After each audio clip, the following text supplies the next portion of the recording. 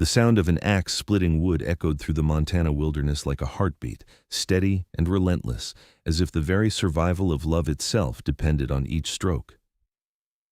Jacob Monroe stood shirtless in the October cold, his broad shoulders gleaming with sweat despite the frost clinging to the ponderosa pines surrounding his cabin. At 28 years old, he had the build of a man who had spent his entire adult life wrestling with nature itself. Thick corded muscles rippled across his back with each swing of the axe, his arms like iron from years of trapping, hunting, and carving out an existence in the unforgiving Rocky Mountain wilderness. His dark brown hair hung past his shoulders, tied back with a strip of leather to keep it from his eyes as he worked. A thick beard covered his jaw, though he kept it trimmed enough that his wife could still see his face when she looked at him with those eyes that made his heart thunder louder than any avalanche. The year was 1876, and winter in the Montana Territory came early and stayed late. Jacob had learned that lesson his first year in these mountains, nearly a decade ago, when he was just a foolish 19-year-old boy thinking he could conquer the wilderness with nothing but grit and a rifle.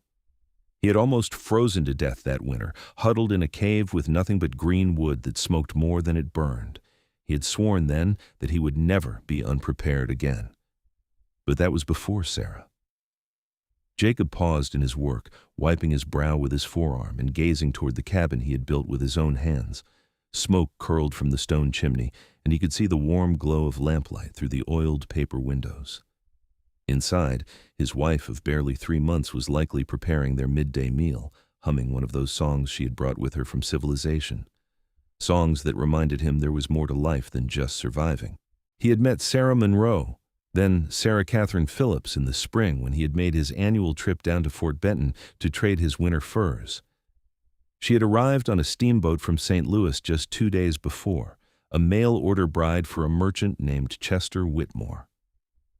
Jacob had been loading his supplies onto his pack mules when he first saw her standing on the dock, a small trunk at her feet and fear written plainly across her delicate features. She was 23 years old, with hair the color of autumn wheat that she wore pinned up beneath a sensible bonnet. Her dress was simple but well made, the green fabric bringing out the color of her eyes. Those eyes had met his across the dusty street, and Jacob had felt something shift in his chest, like the earth moving beneath his feet. He had looked away, reminding himself that she was spoken for, that she was none of his concern.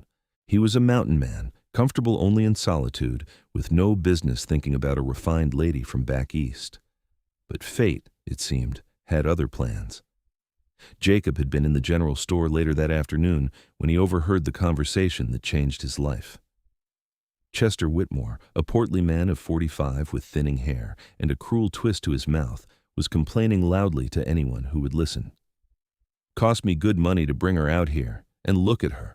Scrawny thing. Probably could not work a full day if her life depended on it. And she has got opinions too, if you can believe that.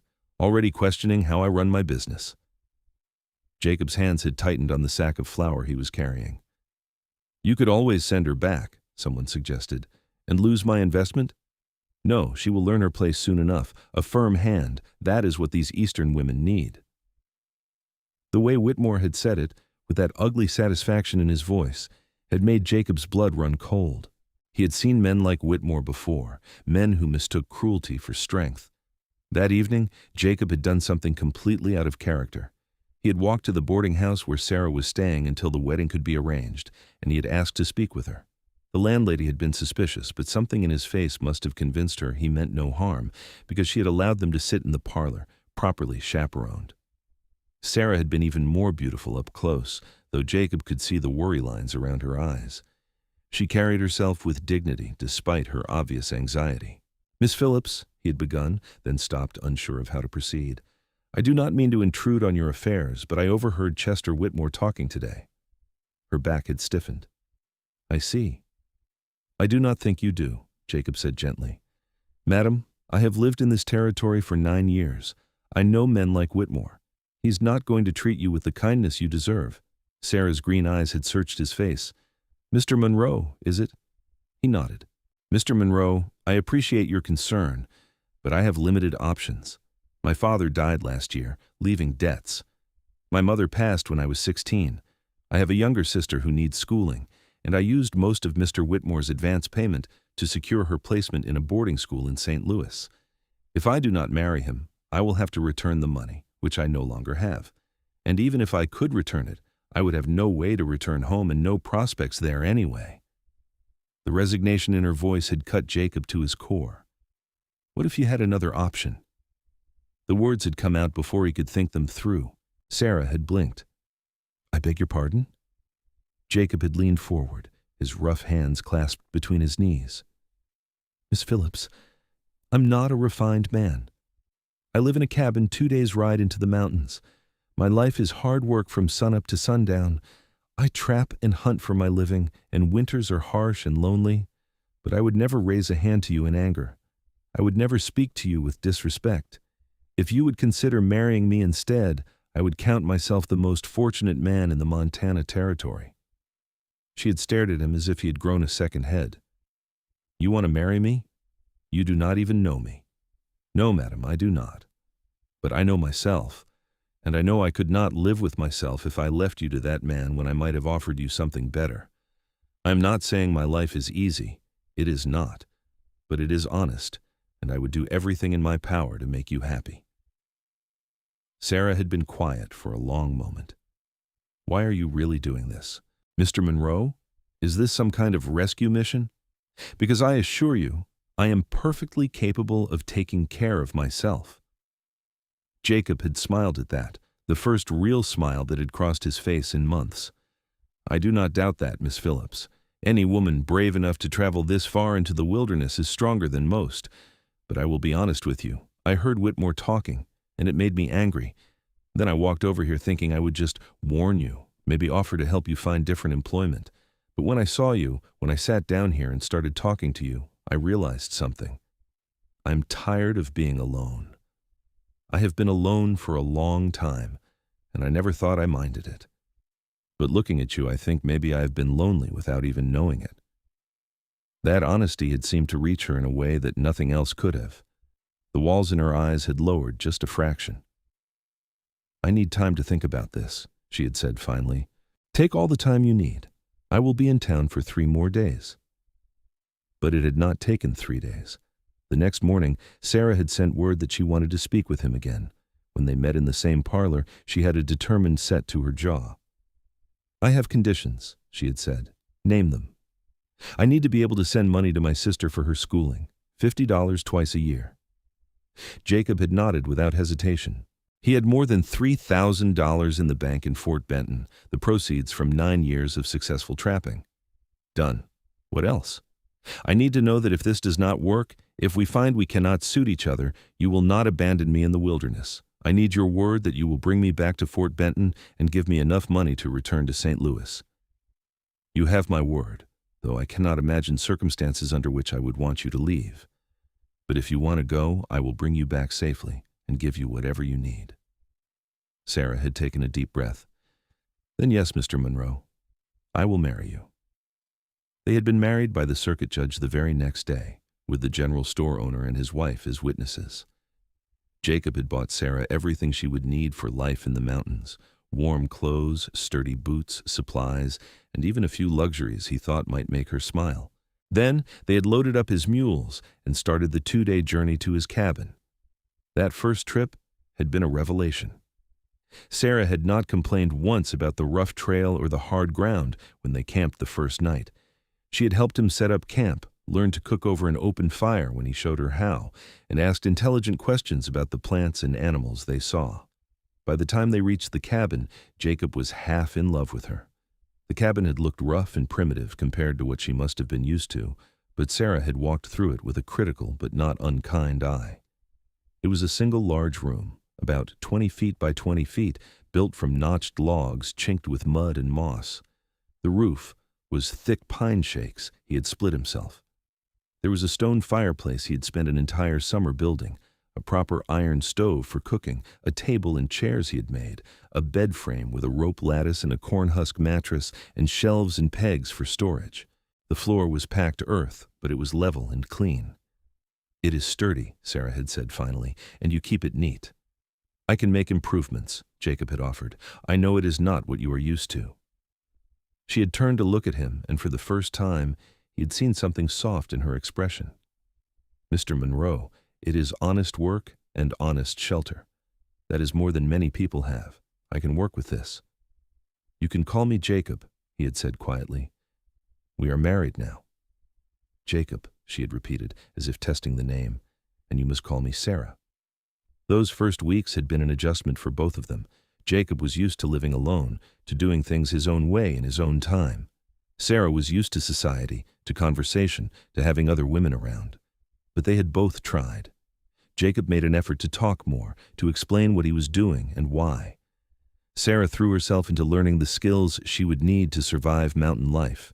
She learned to cook over the wood stove, to bake bread in a Dutch oven, to preserve meat and vegetables for winter. She learned which plants were edible and which were poisonous, how to mend clothes with neat stitches, how to render fat into tallow and make soap and candles. Jacob taught her to shoot his smaller rifle, insisting she needed to know how to defend herself when he was out on his trap lines. But more than the practical skills, they had learned each other. Jacob discovered that Sarah had a dry wit that caught him off guard and made him laugh. She loved to read, and the few books she had brought with her were treasured possessions she read and reread. She hummed when she worked, old hymns and popular songs from back east that added music to the quiet cabin. She was brave but not reckless, and she had a way of seeing to the heart of a problem that impressed him. Sarah discovered that beneath Jacob's rough exterior was a kind and thoughtful man. He carved her a set of wooden spoons as a gift, each one sanded smooth and decorated with simple but beautiful patterns. He always made sure she had the warmest spot by the fire. He asked her opinion on things and actually listened to her answers. And when he looked at her, there was a warmth in his dark eyes that made her heart beat faster. The turning point had come about 6 weeks after their wedding. Jacob had been checking his trap lines and surprised a young grizzly bear. The bear had not been aggressive, but it had been startled, and when it reared up, Jacob had stumbled backwards over a root and fallen hard. The bear had run off, but Jacob had broken his left arm in the fall. He had managed to splint it and ride home, but the pain had been excruciating. Sarah had met him at the corral, and the fear in her eyes when she saw him hurt had told Jacob everything he needed to know about her feelings. She had helped him inside, settled him on the bed, and examined the splint he had made. "This is good work," she had said, her voice shaking slightly, "but I need to check the bone is set properly." It had not been. She had given him whiskey to dull the pain, then straightened the bone with quick, sure movements while he gritted his teeth to keep from crying out. Then she had bound it properly and made him stay in bed for 3 days, bringing him food and water and sitting beside him reading aloud from one of her books. On the 3rd night, as she sat beside the bed reading by lamplight, Jacob had reached out with his good hand and touched her arm. "Sarah." She had looked up from the book, her green eyes meeting his. "Thank you," he had said simply, "for taking care of me." "Of course," she had replied. "You are my husband." "I know the circumstances of our marriage were unusual," Jacob had continued. "I know you married me out of necessity more than anything else. But I want you to know, Sarah, that I am grateful every day that you took a chance on me. You have made this cabin feel like a home. You have made my life better in every way." Sarah had been quiet for a moment, her fingers marking her place in the book. "Jacob, I need to tell you something.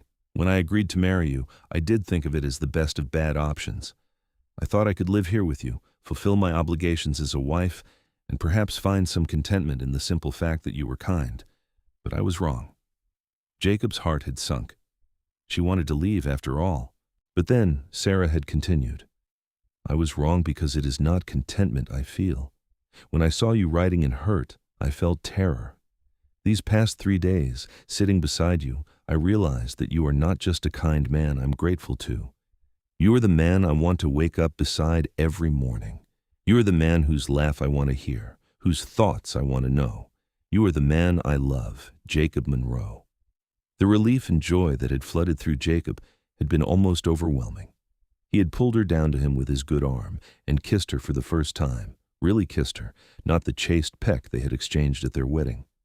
She had kissed him back with a passion that matched his own, and when they finally broke apart, both breathing hard, Jacob had cupped her face in his hand. "I love you, Sarah. I think I have loved you since the moment you walked through that door and said my cabin was honest shelter." She had laughed, a sound of pure happiness, and kissed him again. That had been 2 months ago, and every day since, Jacob had fallen more deeply in love with his wife. She was everything he had never known he needed. She was strong and capable, soft and caring, intelligent and funny. She had transformed his rough cabin into a real home, with curtains on the windows and wildflowers in jars and the smell of baking bread filling the air. She had transformed him too, softening the hard edges that came from too many years alone, reminding him how to laugh and talk and share his life with another person. And now, winter was coming, the first winter they would face together, and Jacob was determined that Sarah would be warm and comfortable through every cold night. That was why he was cutting wood with a single-minded intensity that bordered on obsession. 100 cords. That was his goal. Most mountain men cut 30 or 40 cords for a winter, maybe 50 if they were ambitious. But Jacob was cutting 100. He had started in late August, as soon as the summer heat broke, and he had been at it ever since. Every day, dawn to dusk, he cut and split and stacked wood. His hands were calloused even for a mountain man, his shoulders and back aching at the end of each day, but he kept going. Sarah had questioned him about it early on. "Jacob, surely we do not need this much wood. You will work yourself into the ground." "I will not have you cold, Sarah," he had replied simply. "I will not have you huddled by a dying fire, rationing wood, hoping there is enough to make it through.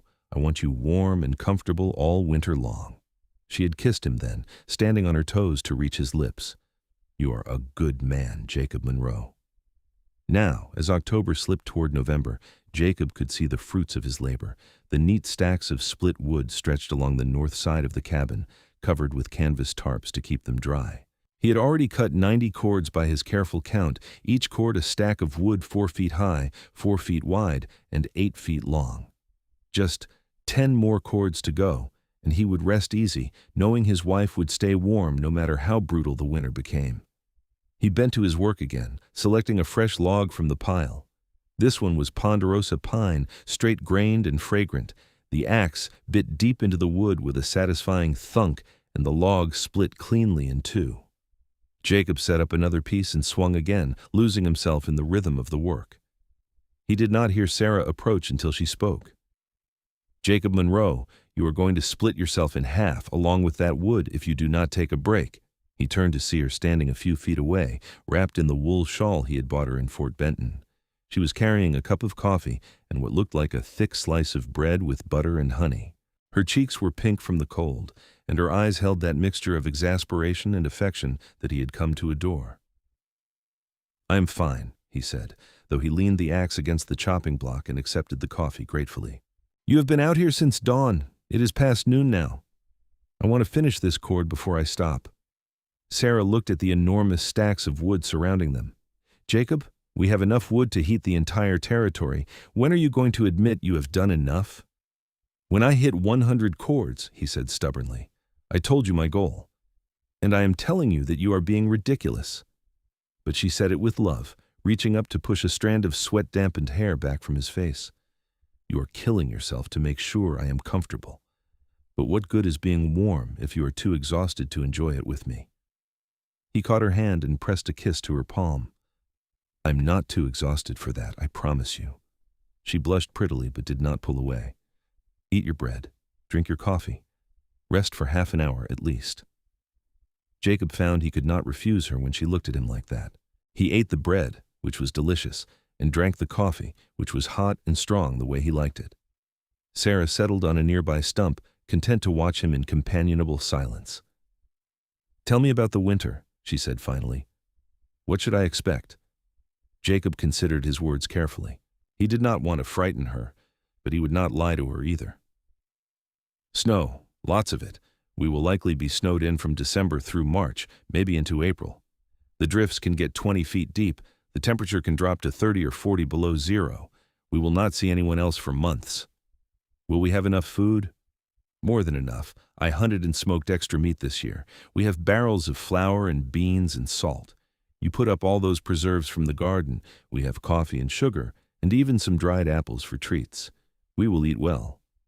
"What will we do all day?" Jacob smiled. "I will check my trap lines when the weather allows. The animals are active all winter and their fur is prime. I will likely bring in my best haul yet. You can read your books. We can play chess. I will teach you to tan hides if you want to learn. And we will stay warm." He gave her a meaningful look that made her blush again. "It sounds lonely," she admitted. "It can be, but I will be there with you, Sarah. We will be together. That makes all the difference." She smiled at him, that soft, genuine smile that made his chest ache. "Yes, it does." Jacob finished his coffee and stood, handing her the empty cup. "I'm going to get back to work now. Just a few more hours, I promise." Sarah stood too, rising on her toes to kiss him quickly. "A few more hours. Then you come inside, and I will rub that liniment on your shoulders. You're getting tight across the back." "Yes, madam."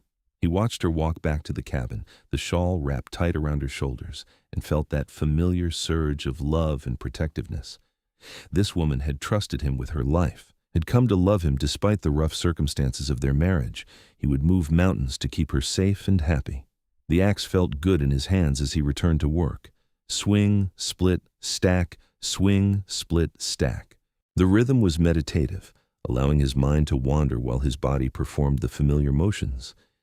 He thought about the winter ahead, about long evenings by the fire with Sarah curled against his side. He thought about teaching her to snowshoe so they could go outside even in the deep snow. He thought about spring, about planting a bigger garden, about maybe adding a room onto the cabin. He thought about children. They had not talked about it yet, not directly. But Jacob had seen the way Sarah looked at the children in Fort Benton, the wistfulness in her eyes. He wanted to give her that. He wanted to see her heavy with his child, wanted to hear the sound of a baby crying in the cabin, wanted to watch her become a mother.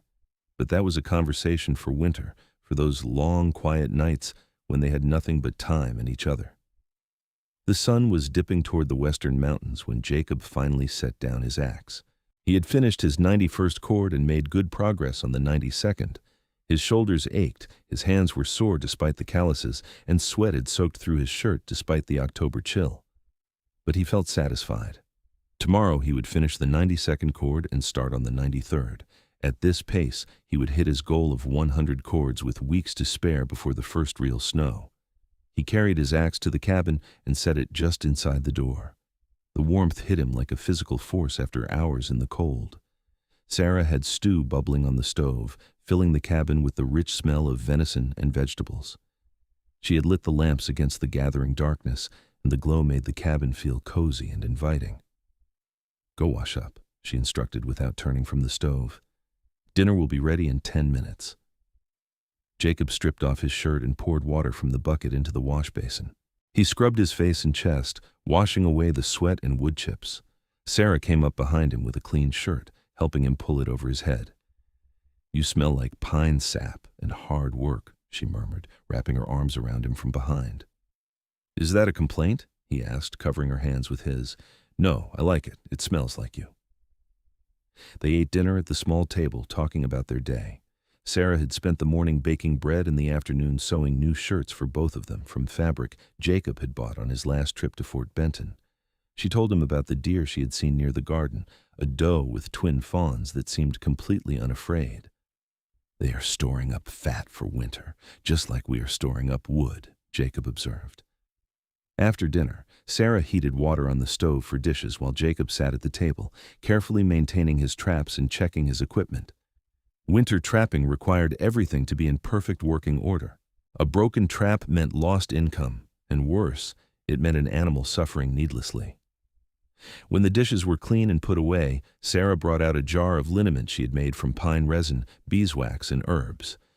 "Shirt off," she ordered. Jacob complied, sitting backwards on one of the chairs so she could work on his back. Her hands were small but strong, kneading the tight muscles across his shoulders and down his spine. It hurt in that good way that meant healing, and Jacob groaned in relief. "You are knotted up like rope," Sarah said, working a particularly stubborn spot. "You cannot keep pushing yourself like this, Jacob." "I am fine," he insisted. "You are stubborn." But her hands were gentle as they worked, and he could hear the love in her voice. When she finished with his back, Jacob turned around and pulled her onto his lap. She came willingly, draping her arms around his neck. "Thank you," he said softly. "For what?" "For taking care of me. For being here. For being you." Sarah kissed him slowly, deeply, in the way that never failed to make his blood heat. You make it easy, Jacob Monroe. You make it very easy to take care of you. He carried her to the bed, and they made love slowly in the lamplight, learning each other's bodies, whispering words of love and devotion. Afterwards, they lay tangled together beneath the quilts, Sarah's head on Jacob's chest, his arms around her. I love you, she whispered into the darkness. I love you too, more than I ever thought possible. She was quiet for a moment, then said, Jacob, I've been thinking about something. What is that?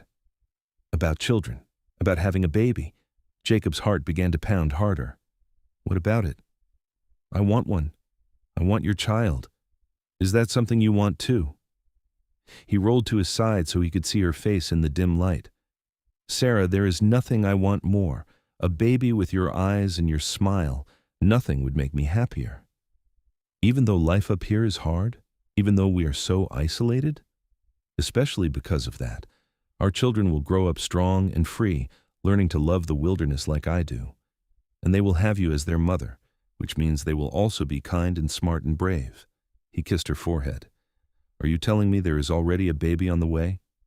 She shook her head. Not yet, but I wanted to make sure we wanted the same things before we stopped being careful.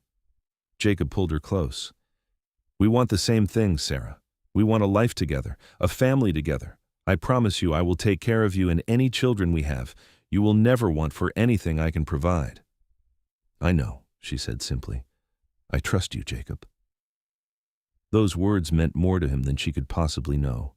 He held her close as she drifted off to sleep, her breath warm against his chest, and thought about the future they would build together.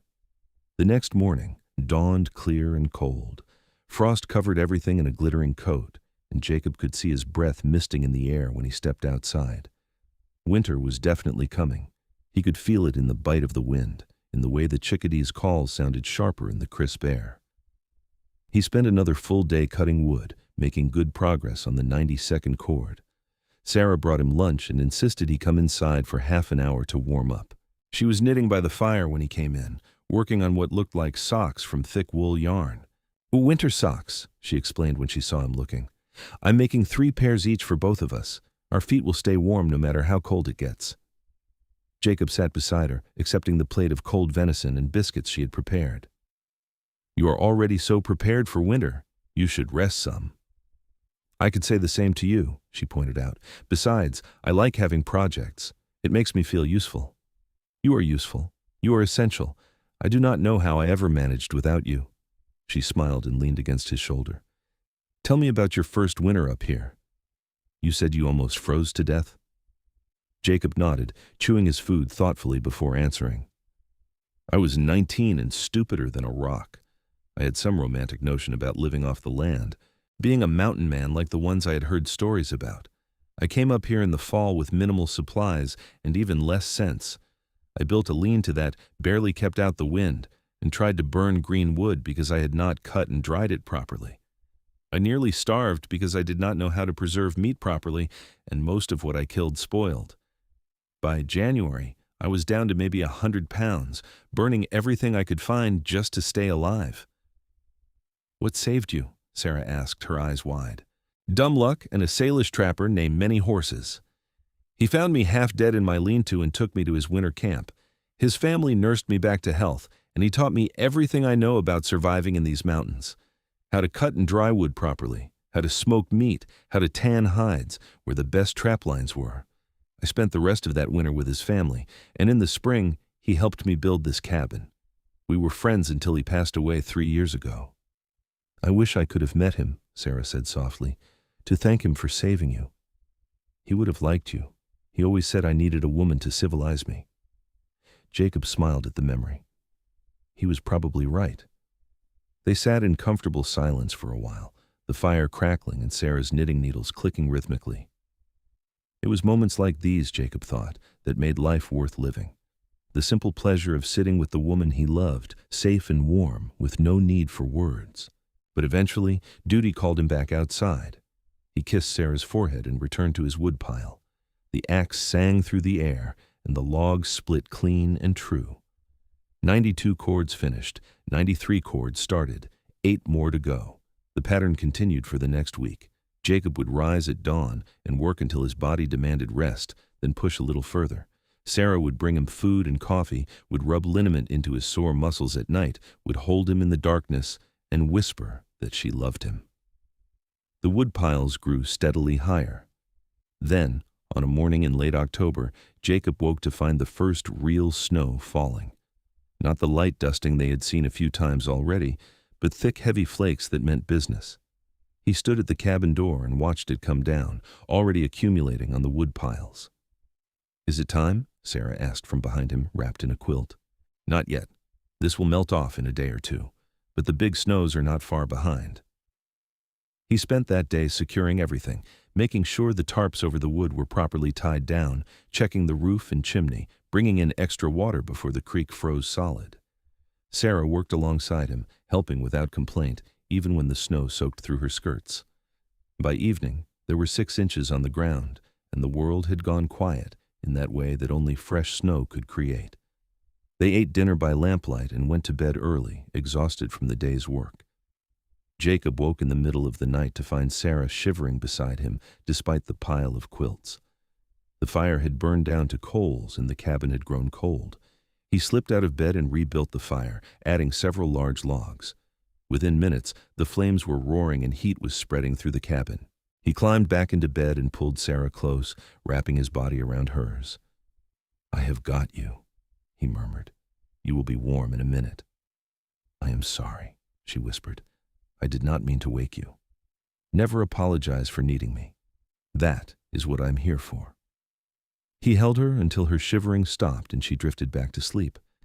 But he stayed awake, watching the fire, thinking about the winter ahead. 100 cords would not be enough. He needed more. He needed to make absolutely certain that Sarah would never be cold, not for a single moment. When morning came, the snow had stopped and the sun was shining on a transformed landscape. Everything was white and pristine, the trees heavy with snow, the mountains in the distance gleaming like polished silver. Jacob dressed and went outside to assess the situation. The snow was deep but manageable. He could still work. He should still work. He had only reached 93 cords, 7 more to go for his original goal, but now he was thinking bigger. 110 cords. That would truly be enough. He spent the morning shoveling paths through the snow, from the cabin to the woodpile to the outhouse to the chicken coop. Then he cleared snow off the work area and went back to cutting wood. It was harder now with the snow making everything slippery and the cold making his hands stiff, but he kept going. Sarah came out at midday, picking her way carefully through the snow. "Jacob, you are going to make yourself sick working in this cold." "I am fine. I am used to it." "At least wear your coat. You are out here in nothing but a shirt." He had not even noticed the cold, too focused on his work. But when Sarah held out his heavy wool coat, he put it on to please her. 93.5 cords done, he told her, making good progress. "Jacob, we have more than enough wood. Please come inside and rest." "Soon. I want to finish this cord first." She looked at him with concern in her green eyes, but she did not argue further. She kissed his cheek and went back to the cabin. Jacob worked until dark, pushing himself harder than he should have. By the time he put down the axe, he had finished the 94th cord and made progress on the 95th. His hands were raw despite his gloves, his face burned from the cold wind, and his muscles screamed in protest. He stumbled into the cabin and found Sarah had prepared a hot bath for him in the large wooden tub. The water was steaming, scented with pine needles and herbs. "Get in," she ordered. "You're going to soak until you thaw out." He was too tired to argue. He stripped off his frozen clothes and sank into the hot water with a groan of relief. The heat was almost painful at first, but then his muscles began to relax and the chill in his bones started to fade. Sarah washed his hair and his back, her touch gentle but thorough. "You're pushing too hard," she said quietly. "I appreciate what you are doing, Jacob. I truly do. But I need you healthy more than I need extra wood." "I am fine," he insisted, though even he could hear how exhausted he sounded. "You are not fine. You are running yourself ragged. Please, Jacob, slow down. Winter is not here yet. You still have time." He caught her hand and brought it to his lips. "I just want to take care of you." You are taking care of me. You have been taking care of me since the day we met, but you need to take care of yourself too. She cupped his bearded cheek. Please, for me. How could he refuse her when she asked like that? He nodded slowly. All right. I will work shorter days, but I still want to hit 110 chords. 110? Sarah's eyes widened. Jacob, that is insane. That is enough to keep you warm all winter with plenty to spare. That's enough to not worry even if the winter lasts longer than usual. She sighed, but did not argue further. Shorter days, she insisted, and you come in when I call you. No more working until dark? Deal. They ate a late dinner, and Jacob fell asleep almost immediately after, too exhausted for anything else. Sarah curled against his side, her hand over his heart, and listened to his steady breathing. The next few days followed a new pattern. Jacob would work from mid-morning until mid-afternoon, then come inside to rest. It was still hard labor, but the shorter hours made a difference. He was not as exhausted, not pushing his body past its limits. The 95th chord was completed, then the 96th. The wood piles stretched along the entire north side of the cabin now, an impressive wall of split logs, 97th, 98th. Jacob could feel the goal within reach. November arrived with another snowstorm, this one dropping a foot of snow overnight. Jacob spent the morning shoveling again, his breath coming in white clouds. When he finally made it to his work area, he found Sarah already there, attempting to split wood herself. "What are you doing?" he demanded, more sharply than he intended. She straightened up, the axe in her hands. "Helping you. You want to reach 110 chords before the big snows, right? You need help." "Sarah, you could hurt yourself. That axe is too heavy for you." "I am stronger than I look," she said stubbornly, "and I can at least stack the wood you split. You do not have to do everything yourself, Jacob." He wanted to argue, wanted to send her back to the cabin where it was warm and safe, but the determined set to her jaw told him that would be a losing battle. Instead, he showed her the proper way to hold the axe, how to let the weight of the tool do the work rather than trying to force it. She was not as strong as him, but she learned quickly, and soon they had a rhythm going. Jacob would split the bigger logs, Sarah would split the smaller pieces, and together they stacked the wood. Working side by side, they completed the 98th chord in 2 days rather than the 3 it would have taken Jacob alone. Then they started on the 99th. "Tell me about the woods in spring," Sarah said as they worked. "What is it like when everything thaws?" Jacob paused to wipe his brow. "Beautiful. The snow melts and the meadows fill with wildflowers, purple lupine, Indian paintbrush, columbine. The birds come back singing all day. The creek runs high and fast with snowmelt. Everything is green and alive and new." "I cannot wait to see it," Sarah said softly. "This will be my first spring in the mountains. I will take you to a meadow I know, about an hour's ride from here. In late May, it is so thick with flowers you cannot see the ground. We can have a picnic there." She smiled at him, her cheeks flushed from exertion. "That sounds wonderful." They worked together every day for the next week. Sarah grew stronger and more skilled with the axe, though Jacob still did the bulk of the heavy splitting. The 99th chord was completed, and then they started on the 100th. On a crisp morning in mid-November, Jacob split the final piece of wood for the 100th chord. He set down his axe and looked at what they had accomplished. 100 chords of split, stacked, dried wood. Enough to keep a fire burning all winter long, enough to ensure Sarah would never be cold. But he had wanted 110. "We did it!" Sarah exclaimed, throwing her arms around him. 100 chords! You reached your goal! Jacob hugged her back, lifting her off her feet and spinning her around. Her laughter rang out across the clearing, bright and joyful. When he set her down, she was breathless and smiling. "We are not done yet," he said. 10 more chords to go. "Jacob Monroe, you are the most stubborn man I have ever met." But she said it with love, standing on her toes to kiss him. They continued to work, though Jacob insisted Sarah not push herself too hard. The 101st chord was started, then completed. The 102nd. Snow fell intermittently, light dustings that hinted at the bigger storms to come. Sarah began to struggle with fatigue, and Jacob noticed she was sleeping more during the day. He insisted she rest while he worked alone, but she was stubborn in her own way, coming out to help whenever she felt able. They were working on the 104th chord when Sarah suddenly dropped her axe and ran for the trees. Jacob heard her being sick and immediately abandoned his work to go to her. Sarah, are you all right? She was leaning against a tree, her face pale. I'm fine, just a little queasy. You are working too hard. I told you to rest. It is not that, she said slowly, then looked up at him with dawning realization in her eyes. Jacob, I do not think it is the work making me sick. It took him a moment to understand what she was saying. When he did, his heart seemed to stop, then restart at double speed. You mean, I think so. I've been so tired lately, and now this. I think I might be carrying our child. Jacob pulled her into his arms, holding her as gently as if she might break. Are you sure? No, not completely, but all the signs are there. She pulled back to look at him, uncertainty in her eyes. Are you happy? Happy? Sarah, I am. He could not find words big enough to express what he felt. Instead, he kissed her, pouring all his joy and love and wonder into that kiss. When they finally broke apart, both breathing hard, Jacob rested his forehead against hers. No more woodcutting for you. You need to rest, take care of yourself and the baby. I can still help a little. No, I will not risk you or our child. Please, Sarah, let me do this.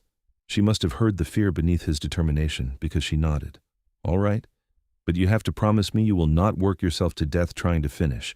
Our baby needs a father. I promise. From that day forward, Sarah stayed in the cabin while Jacob worked alone. He attacked the wood with renewed vigor, driven by a need to provide for his growing family. The 104th cord was completed, then the 105th, the 106th. Sarah spent her days resting and preparing. She began sewing tiny clothes from soft fabric, her hands moving in her lap as she sat by the fire. Jacob would come in from his work to find her humming lullabies, her hand resting on her still flat belly. They talked about names. If it was a boy, Sarah liked Thomas or Daniel. Jacob preferred stronger names like Samuel or Joshua. If it was a girl, they both agreed on Catherine for Sarah's mother. The second name they debated endlessly, laughing over their disagreements. The 107th cord was finished in early December. The snow was falling more regularly now, and Jacob knew he was running out of time. The big winter storms could start any day, and once they began, woodcutting would become nearly impossible. He pushed harder, working long hours despite his promise to Sarah. The 108th cord, the 109th, just one more cord, and he could rest easy, knowing his family would be warm all winter. On a frigid morning in mid-December, Jacob split the last piece of wood for the 110th cord. He stacked it carefully with the rest, then stood back to survey his work. 110 cords of wood, enough to heat the cabin through the longest, coldest winter the Montana Territory could throw at them. He felt a profound sense of satisfaction and relief. He had done it. He had provided for his wife and unborn child. No matter what happened, they would be warm. Jacob gathered an armload of wood and carried it to the cabin. Inside, Sarah was stirring something on the stove that smelled of cinnamon and apples. She looked up when he entered, and her face broke into a smile. You finished, she said. It was not a question. I finished. 110 cords. We are set for winter. Sarah abandoned the stove and came to him, wrapping her arms around his neck. I'm so proud of you. You worked so hard for us. I would do anything for you, for both of you. He placed his hand on her belly, still marveling at the life growing there. That night, they celebrated with a special dinner Sarah had prepared. She had made venison steaks with fried potatoes and biscuits and the apple dessert that had been filling the cabin with its sweet smell. They ate by candlelight, holding hands across the table, talking about the future. I was thinking, Sarah said as they lingered over coffee, about the baby's first spring. I want to plant an apple tree, like the one in my mother's garden back in St. Louis, something that will grow along with our child. We can do that, Jacob agreed. I will dig the hole and you can choose where it should go. By the time the baby is old enough to remember, that tree will be giving us apples. And when we are old, our grandchildren will climb in its branches. The picture she painted made Jacob's chest tight with emotion. Grandchildren. A life long enough to see his children have children. It was more than he had ever dared to dream. The big snows came 3 days later. Jacob woke to find the world buried under 3 feet of fresh powder, with more falling steadily. The wind howled around the cabin, driving the snow into drifts that reached halfway up the walls. But inside, the cabin was warm and cozy. Jacob kept the fire burning steadily, feeding it log after log from the massive stockpile outside the door. The temperature inside never dropped, even when the thermometer outside read 30 below zero. Sarah thrived in the warmth. Her pregnancy progressed smoothly, her belly beginning to round in a way that filled Jacob with protective tenderness. She spent her days reading, sewing baby clothes, and cooking meals that filled the cabin with delicious smells. Jacob checked his trap lines when the weather allowed, bringing in prime beaver, mink, and fox pelts that would fetch good prices come spring. They fell into a comfortable winter routine. Mornings were for chores, Jacob tending to the fire and bringing in wood and water, Sarah preparing breakfast and tidying the cabin. Afternoons were for work, Jacob processing the furs he brought in, Sarah sewing or knitting. Evenings were for each other, reading aloud by the fire, playing chess, talking about everything and nothing. The isolation that Jacob had warned Sarah about never became a problem. They were enough for each other, finding joy in simple companionship. Sarah would sit with her feet in Jacob's lap while he rubbed them, telling him stories from her childhood. Jacob would hold her in his arms and describe the mountain landscape in summer, painting pictures with words of places he would take her. Christmas came, and they celebrated quietly. Jacob had carved Sarah a beautiful jewelry box from cedar with a mountain scene on the lid. Sarah had knitted him a thick wool sweater and a new scarf. They were simple gifts, but precious, given with love.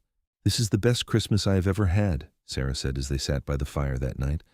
"Better than when you were a child, with your family. Better than anything, because I am here with you, warm and safe, with our baby growing inside me. I have everything I need." Jacob pulled her close and kissed the top of her head. "So do I. So do I." January was brutally cold, the wind screaming down from the peaks and the snow piling higher and higher, but the cabin stayed warm, the fire burning steadily, fed by the enormous woodpile. Jacob had been right to cut so much. They were burning through wood at a prodigious rate, but the stack outside barely seemed to diminish. Sarah's belly grew rounder, and she began to move more slowly, carefully. Jacob watched her with a mixture of awe and terror. The thought of her giving birth, of something going wrong when they were so isolated, kept him awake some nights. But Sarah seemed serene and unworried. "Women have been having babies since the beginning of time," she reminded him when he fretted. "I will be fine. We will be fine." In February, they had a scare when Sarah slipped on a patch of ice near the cabin and fell hard. Jacob had been checking the chicken coop and heard her cry out. He reached her in seconds, his heart in his throat. "Are you hurt? Is the baby all right?" Sarah was shaken but uninjured. "I'm fine. The baby is fine. I just scared myself more than anything." But Jacob would not let her go outside after that. If she needed fresh air, he would bundle her up and carry her to the doorway where she could stand and breathe while he held her safe. She protested his overprotectiveness, but secretly seemed to enjoy it. March brought the first hints of spring. The days grew longer, the sun stronger. The snow began to melt, though there was still plenty of it on the ground. Sarah's belly was huge now, and she could barely see her feet. The baby moved constantly, and Jacob would spend hours with his hand on her stomach, feeling the kicks and rolls. "He's going to be strong like his father," Sarah said one evening. "Or she's going to be stubborn like her mother," Jacob countered. They were both hoping for a healthy child, regardless of whether it was a boy or girl. But privately, Jacob found himself hoping for a daughter with Sarah's green eyes and brave heart. In early April, Sarah's labor began. It was early morning, and Jacob woke to find her gripping his hand, her face tight with pain. "It is time," she said simply. The next 18 hours were the longest of Jacob's life. He had faced grizzly bears and mountain lions, had survived brutal winters and treacherous trails. But nothing had prepared him for the helplessness of watching Sarah in pain and being unable to do anything to stop it. He boiled water because she asked him to. He brought her cool cloths for her forehead.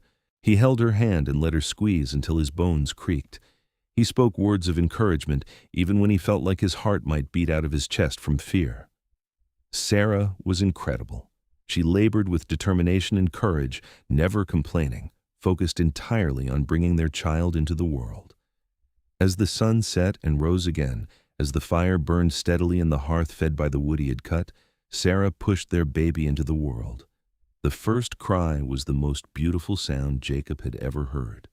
He looked down at the tiny red-faced infant Sarah held to her chest and felt tears streaming down his face. "A boy," Sarah said, her voice exhausted but triumphant. "We have a son, Jacob." Jacob touched the baby's downy head with one trembling finger. "He is perfect. You are perfect. I love you both so much." They named him Samuel Thomas Monroe, and from the moment of his birth, he owned his father's heart completely. Jacob could not stop looking at him, marveling at his tiny fingers and toes, his shock of dark hair, his strong lungs that announced his displeasure whenever he was hungry or needed changing. Sarah recovered quickly, her body strong from months of good food and warmth. She nursed the baby while sitting in the chair Jacob pulled close to the fire, the light playing over her face as she gazed down at their son. Jacob would watch them, his heart so full it almost hurt, and think about how lucky he was. The wood he had cut, all 110 cords of it, had served its purpose.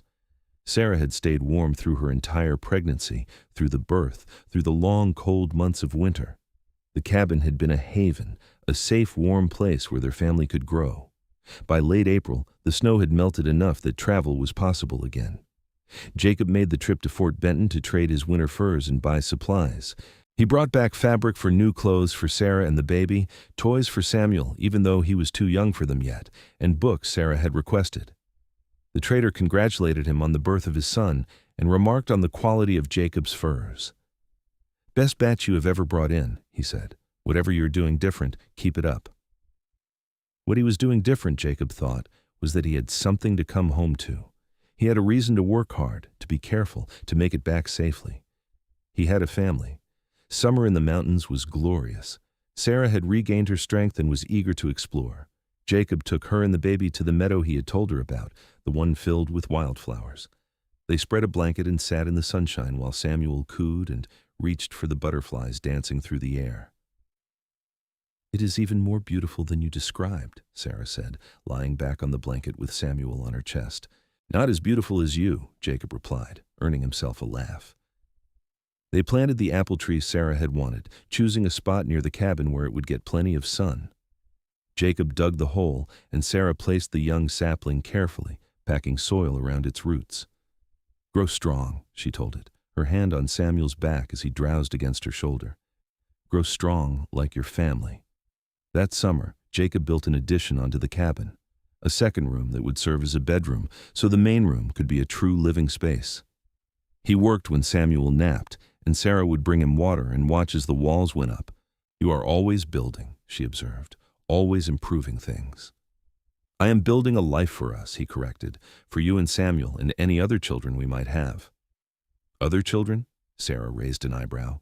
"You want more?" "As many as you will give me. I want this cabin full of laughter and noise. I want Samuel to have brothers and sisters to grow up with." Sarah smiled and kissed him. "Then I suppose we should get working on that." Fall came, and Jacob cut wood again, though not as obsessively as the year before. He still wanted them to be well stocked, but he also wanted time to enjoy his family. 50 cords, he decided, would be plenty this year since they had used barely half of last year's stockpile. Sarah helped when she could, though mostly she kept Samuel entertained while Jacob worked. The baby was growing fast, already trying to crawl, his personality emerging more each day. He was curious and determined, traits he got from both his parents. Winter came again, and again the cabin stayed warm. Samuel experienced his first snow, pressed against the window in Sarah's arms, watching the flakes fall with wide, wondering eyes. They celebrated his first Christmas with new traditions, telling him stories he was too young to understand, but that they wanted him to hear. In the spring, Sarah told Jacob she was pregnant again. This time, there was no fear, only joy and anticipation. They knew what to expect now, knew that they could handle whatever came. Their daughter, Catherine Grace Monroe, was born in November just as the first big snow fell. She had Sarah's green eyes and a full head of light brown hair. Samuel, now 2 years old, was fascinated by his baby sister, always wanting to touch her gently and bring her his toys. Jacob looked at his family, his strong, beautiful wife, his energetic son, his precious daughter, and felt overwhelmed with gratitude. He thought back to that day in Fort Benton when he had first seen Sarah standing on the dock. He thought about the choice he had made to offer her a different life. He thought about the 110 cords of wood he had cut to keep her warm that first winter. Every bit of hard work, every sore muscle, every moment of exhaustion had been worth it, because it had led to this: to Sarah reading to Samuel by the fire while Catherine nursed at her breast, to the sound of his children's laughter filling the cabin, to growing old with the woman he loved in the wilderness they had made their home. Years passed.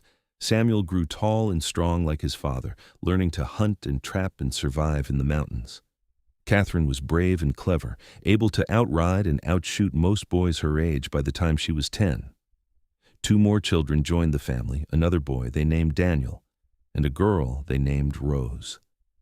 Jacob and Sarah grew older together, their love deepening with each passing year. The cabin expanded to accommodate their growing family, and the apple tree Sarah had planted grew tall and strong, producing fruit every fall. Jacob never forgot the lesson of that first winter. Every year, he cut more wood than they strictly needed, always making sure his family would be warm. It became a tradition, a symbol of his love and commitment. The children would help as they grew older, learning the value of hard work and preparation. Sarah remained the heart of their home, filling it with love and laughter. She taught their children to read and write, to be kind and brave. She tended her garden in summer and her family in winter. She grew more beautiful to Jacob with each passing year, her face lined with laughter and sun, her body strong from mountain life. On their 20th wedding anniversary, Jacob and Sarah stood on their porch watching the sun set over the mountains. Their children were inside, the older ones helping the younger ones with their chores. Smoke curled from the chimney, and the smell of baking bread drifted through the open door. "Do you ever regret it?" Jacob asked quietly. "Marrying me instead of staying in civilization?" Sarah turned to look at him, her green eyes still as bright as the day they met. "Not for a single moment. You gave me a life I never could have imagined. You gave me love and children and a home. You gave me everything." "I just chopped wood," Jacob said with a smile. "No." Sarah took his hand and placed it over her heart. "You kept me warm in every way that matters. You still do. Every single day." Jacob pulled her close and kissed her, tasting 20 years of love and partnership. Inside, their children's voices rose in laughter, and the fire burned warm and bright. He had built a life here in these mountains, a legacy that would outlast him. But more than that, he had found love and purpose and meaning, all because he had seen a woman standing on a dock and decided to offer her a choice. All because she had been brave enough to take it, all because he had cut 110 cords of wood to keep her warm that first winter, and in doing so had discovered that love itself was the greatest warmth of all. The mountains stood eternal around them, their peaks dusted with the first snow of the season. Inside the cabin, the fire burned bright, fed by wood Jacob had cut with his own hands. His family was warm and safe and happy. He had provided for them, protected them, loved them with everything he had. And that, Jacob thought as he held his wife close, was all any man could hope to accomplish in a lifetime. As the stars emerged one by one in the darkening sky, Jacob made a silent promise to the wilderness that had become his home. He would continue to protect his family, to provide for them, to love them with every breath in his body. He would cut wood every fall to keep them warm through every winter. He would watch his children grow and have children of their own. He would grow old beside Sarah, the woman who had transformed his lonely cabin into a home. The wind whispered through the pines, carrying the scent of wood smoke and promise. Winter was coming, as it always did, but Jacob Monroe was ready. His family would be warm, his family would be safe, his family would be loved, and in the end, that was all that really mattered.